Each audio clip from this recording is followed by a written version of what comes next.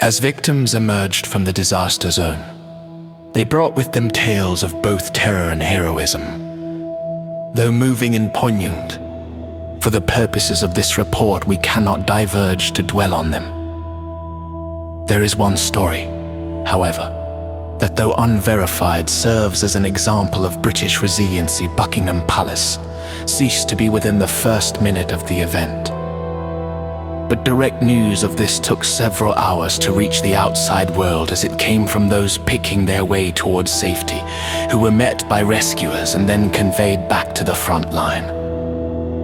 A round trip of nearly 20 kilometers, taking several hours in poorly clad feet.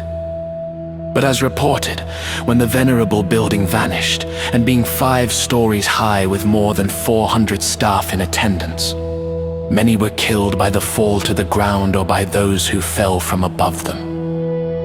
Fortunately, the royal family, though naked and dazed, was not seriously injured, as they were in front of the building welcoming a delegation at the time.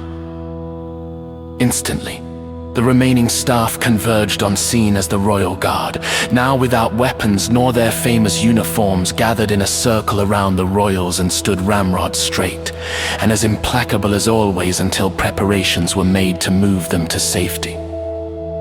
Unfortunately, nothing more was heard regarding the honorable family, though the fact that its location is just under 4 kilometers from the London Zoo, whose bars had also vanished, has caused some to speculate.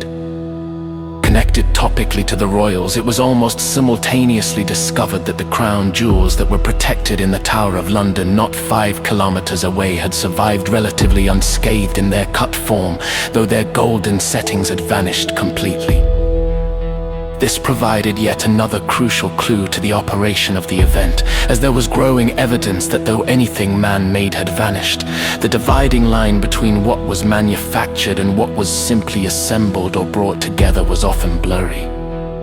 It was almost as if some intelligence or intelligent system had made a choice about the estate of every material item independently through some sort of conceptual classification, though the criteria by which such decisions were made and the nature of who or what was making them remained shrouded in mystery.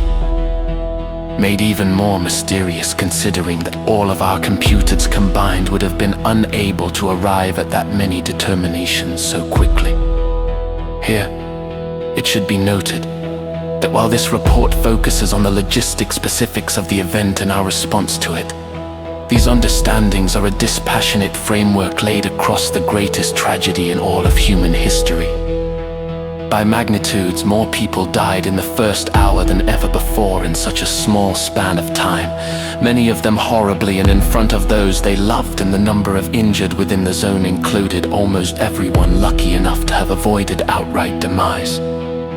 It was just a matter of degree. Only a few remained intact and unbattered. But even for those survivors, guilt and the ghastly scenes they had witnessed would haunt them for the rest of their lives. Not to mention the almost unbearable loss of those they held close to their hearts. It was against this background of high emotion that more images and videos of the event and its victims began to make their way to the outside world.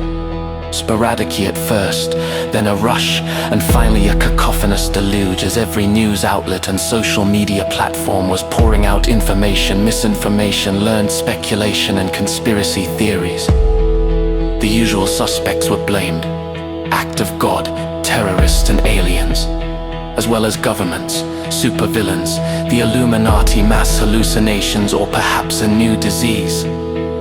It did not matter that some of the suggested causes were unlikely to the point of being impossible. When faced with an unknown threat, any explanation is better than none. People could be seen rushing through the streets seeking supplies and wearing masks in case it was contagious, an aluminum foil hat should it turn out to be broadcast. Others kissed whatever religious symbol they carried and knelt or bowed in prayer. Churches filled, as did bars, but most people in the developed world hurried home and hunkered down in front of their television sets, seeking understanding, guidance, solace, and a sense of safety.